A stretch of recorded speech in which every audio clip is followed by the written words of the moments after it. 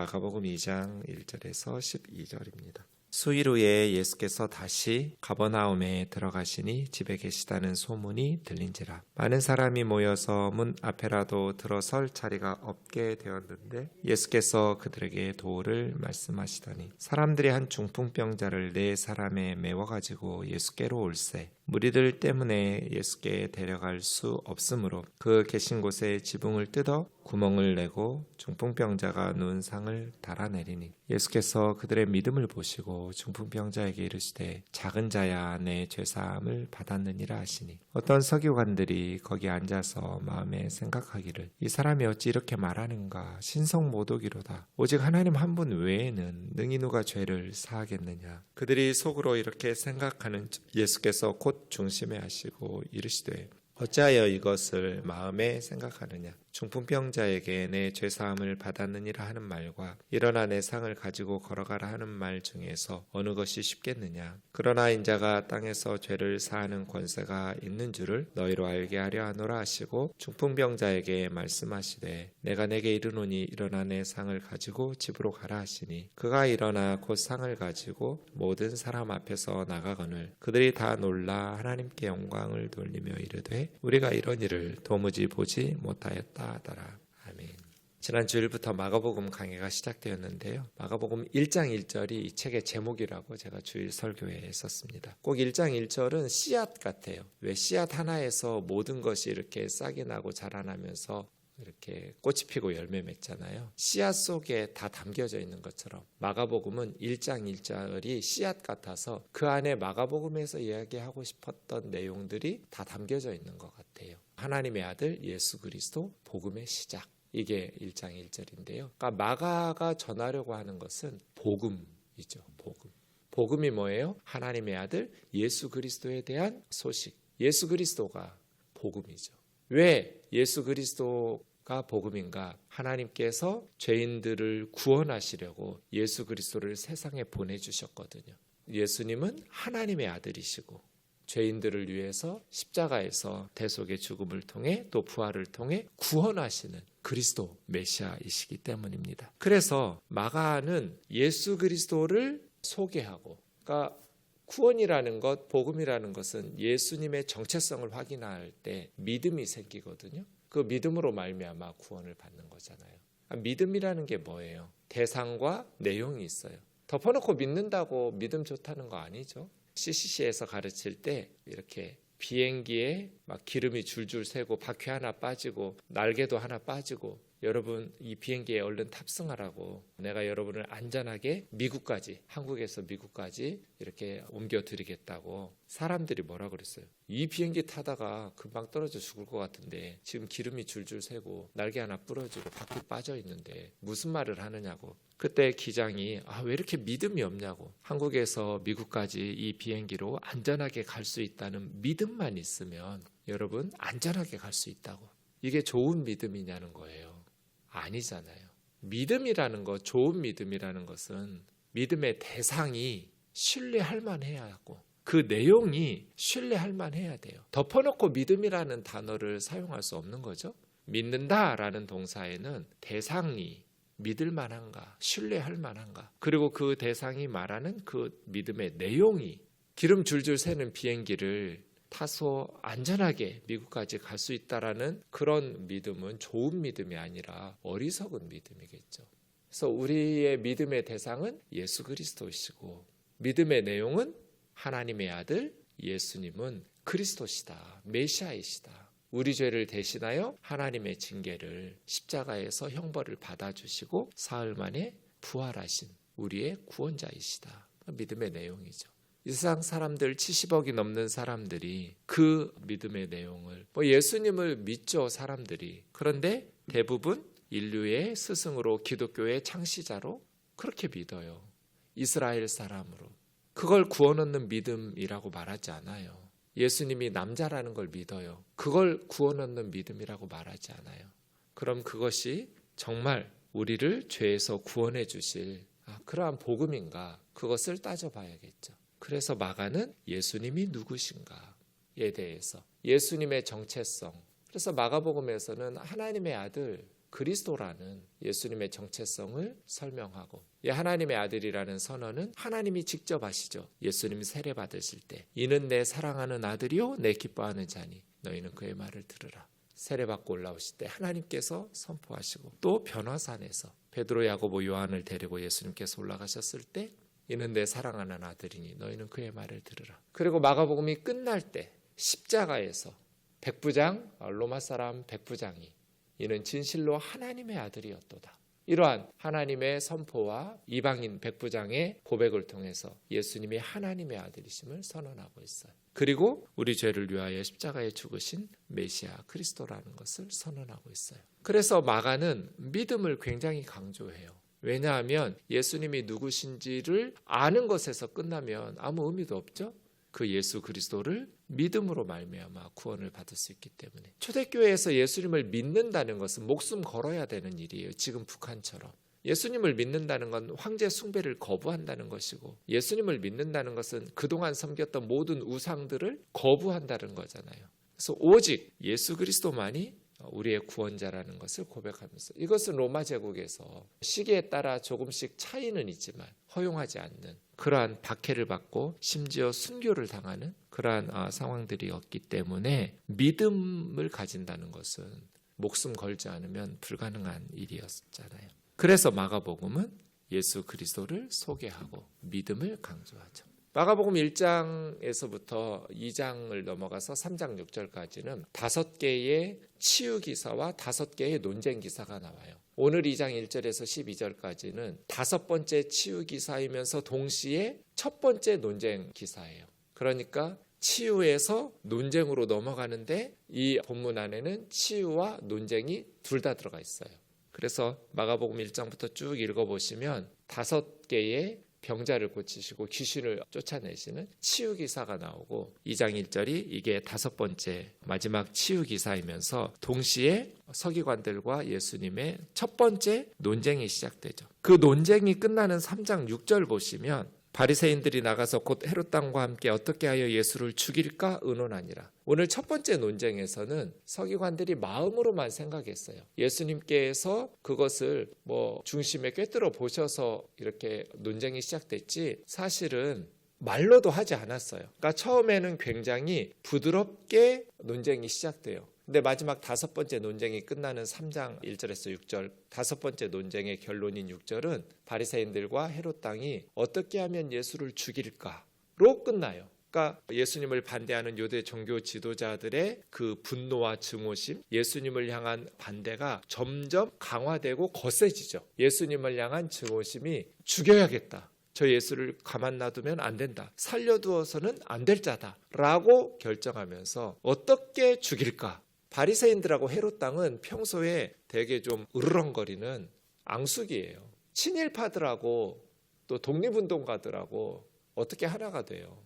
전혀 다른 생각을 가지고 있는데, 바리새인들은 독립운동 같은 이스라엘의 해방을 위해서 목숨을 걸고 율법을 준수하는 사람들이고요. 그에 비해서 헤롯 땅 사람들은 매국노와 같은 친일파와 같은 사람들이어서 그냥 로마 제국의 기득권을 그렇게 동조하면서 세상적인 그런 부귀영화를 누리는 그런 바리새인들, 헤롯 땅처럼 이방화된 율법 무시하는 그런 사람들을 바리새인들이 어떻게 좋게 볼 수 있겠어요? 반면에 헤롯 땅 사람들은 지금 상황이 어떤데, 나라 망했는데 지금 헤롯이 잘 구슬려 가지고 우리 이스라엘 백성들을 이렇게 잘 살아갈 수 있도록 현실론의 입장에서 헤롯 땅 사람들이거든요.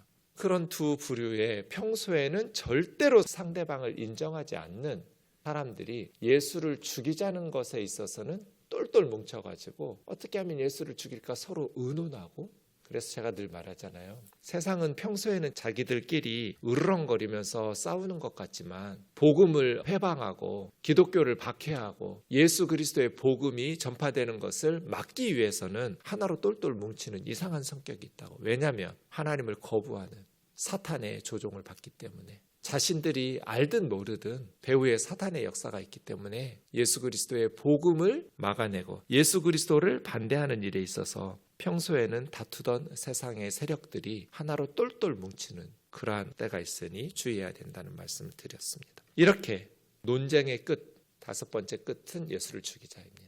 오늘 2장 1절에서 12절 이제 첫 번째 논쟁이면서 마지막 다섯 번째 치유 이 부분을 보시면 가버나움은 예수님의 북부 갈릴리 사역의 본부죠. 아마 베드로의 집에서 예수님이 거처하시지 않았을까, 아니면 따로 집을 얻어가지고 사역하실 수도 있습니다. 나사렛에서 자라나셨지만 북부 갈릴리 사역의 본부인 도시는 가버나움이었습니다. 가버나움 집에 계시다는 소문이 들려서 많은 사람들이 모여 문 앞에도 들어설 자리가 없어서, 왜냐하면 그 전에 예수님은 이미 1장 34절에 각종 병든 사람들 고치시고 많은 귀신을 내쫓으시며 이렇게 치유 사역들을 하셨기 때문입니다. 그러니 예수님이 순회 사역을 했었어요.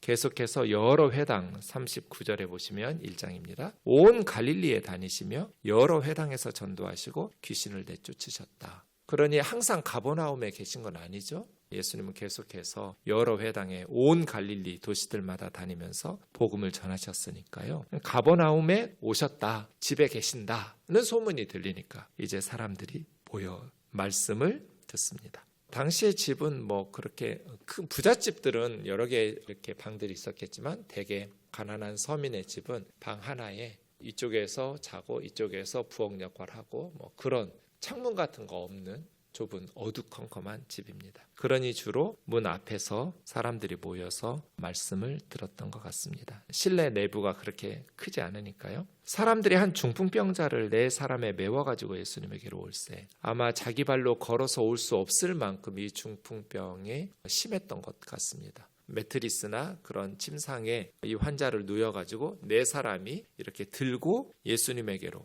왜 왔겠어요?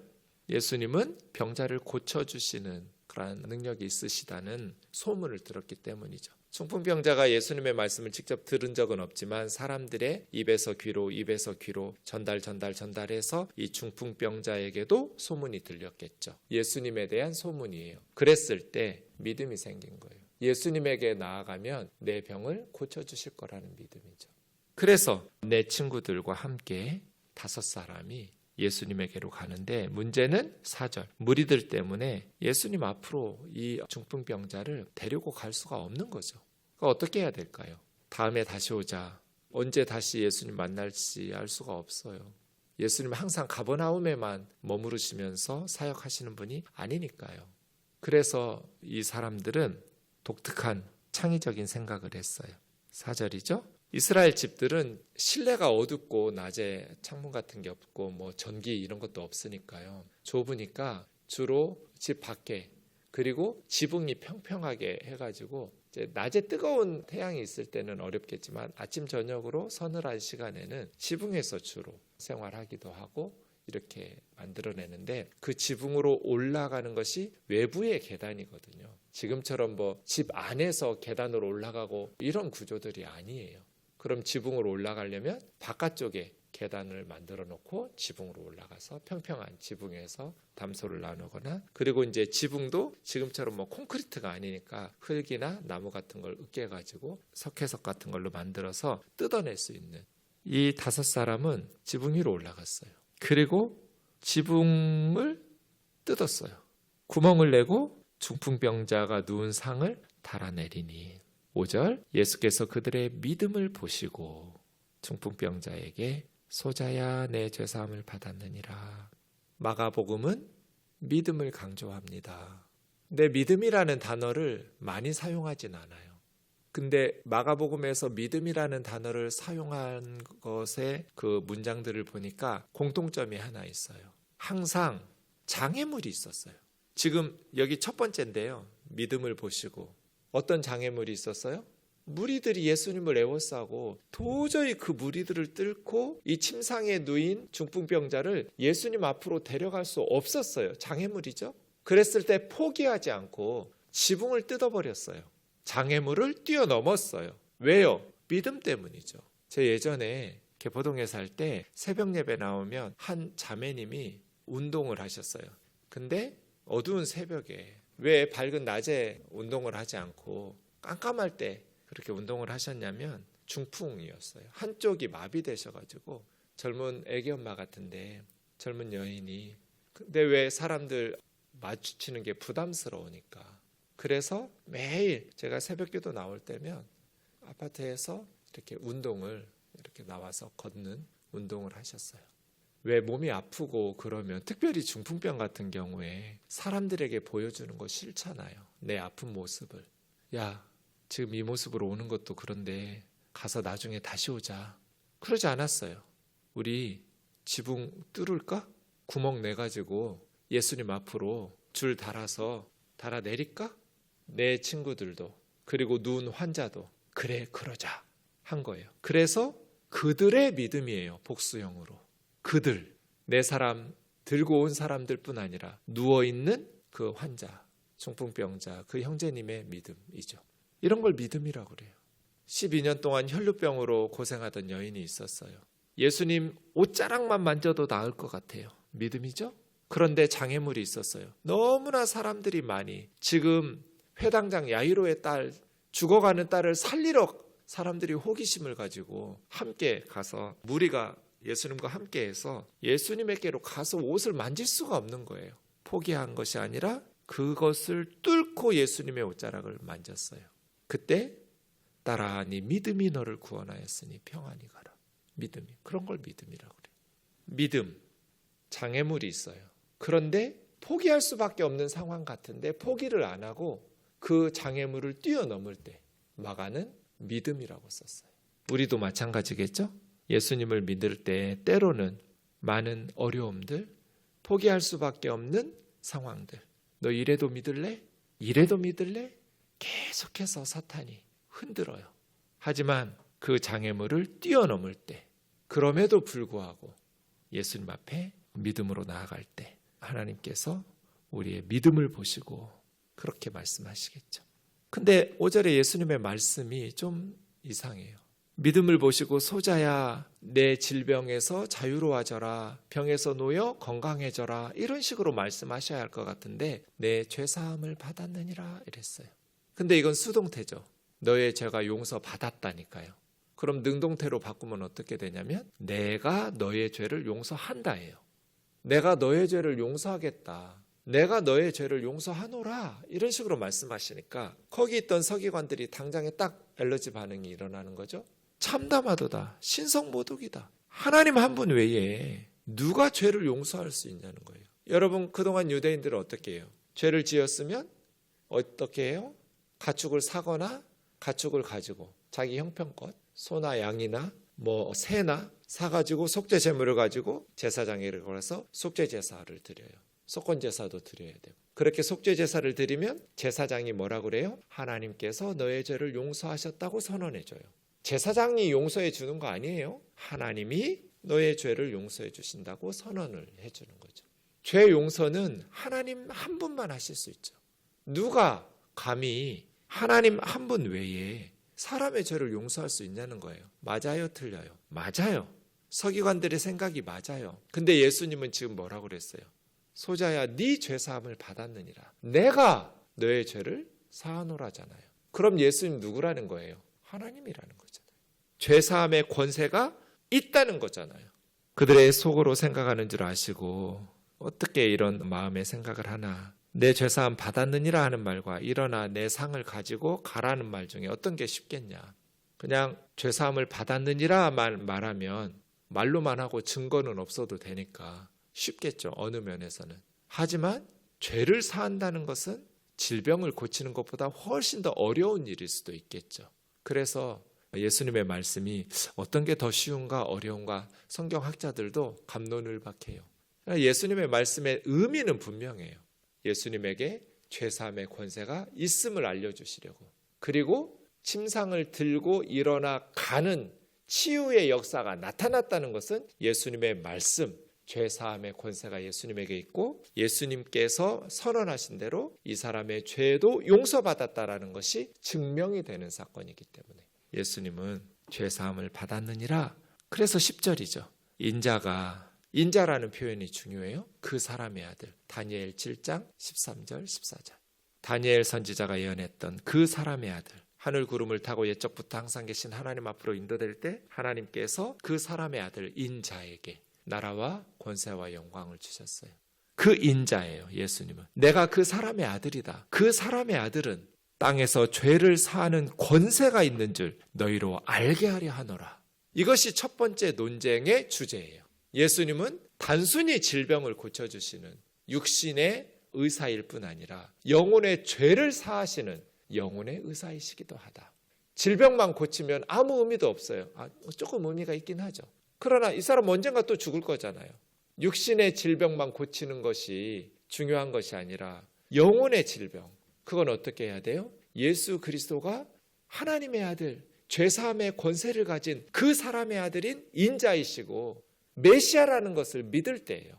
우리 죄를 대신해서 십자가에 하나님의 형벌을 받으시고 사흘 만에 부활하신 독생자 예수 그리스도를 믿을 때 구원의 역사가 나타나요. 그래서요. 10절을 믿는 것, 예수님이 우리 죄를 사하시는 권세가 있는 분이라는 것을 믿을 때예요. 그래서 어느 면에서는 예수님이 내 병을 고쳐주실 거야, 이런 믿음도 귀하지만 예수님이 우리의 죄를 용서해 주시는 하나님의 아들이시다. 예수님이 하나님이시다. 하나님 아들은 하나님이죠. 예수님이 하나님이 보내신 세상의 구주시다. 죄를 용서하시는 권세를 가지신 그 사람의 아들, 다니엘 선지자가 예언했던 인자이시다 라는 것을 믿을 때 죄사함과 구원의 역사를, 거듭남과 중생의 은혜를 누릴 수 있지요. 그 사람이 일어나 상을 가지고 모든 사람 앞에서 나가니 다 놀라 하나님께 영광을 돌리며 우리가 이런 일을 도무지 보지 못하였다 하더라. 기도하겠습니다. 살아계신 하나님 아버지, 파스칼이 말한 것처럼 예수 그리스도를 알지 못하면 하나님을 알지 못하고, 우리를 지으신 하나님을 알지 못하면 내가 누구인지 알 수가 없습니다. 왜 사는지, 어디서 와서 어디로 가는지, 어떻게 살아야 하는지를 알 수 없게 됩니다. 마가는 자신들의 목숨을 걸고 예수 그리스도를 우리에게 전해 주었습니다. 신약 성경의 저자들이, 초대교회의 사도들과 성도들이 수많은 박해와 순교의 제물로 바쳐지면서 예수 그리스도를 증언했습니다. 예수님은 우리 죄를 사하는 권세를 가지신 하나님의 아들이시고 우리에게 보내어 세상의 구주로 우리를 구원하실 그리스도 메시아이심을 알게 하여 주옵소서. 마가복음 강해가 진행되는 3월까지 우리 우면동교회에 마가복음의 복음, 예수 그리스도의 생명의 말씀이 힘있게 전파되어 많은 성도들의 마음 눈을 밝히고 믿음의 역사로 열매 맺어 생명의 구원을 이루는 복된 시간들이 되게 하여 주옵소서. 예수님의 이름으로 기도하옵나이다. 아멘.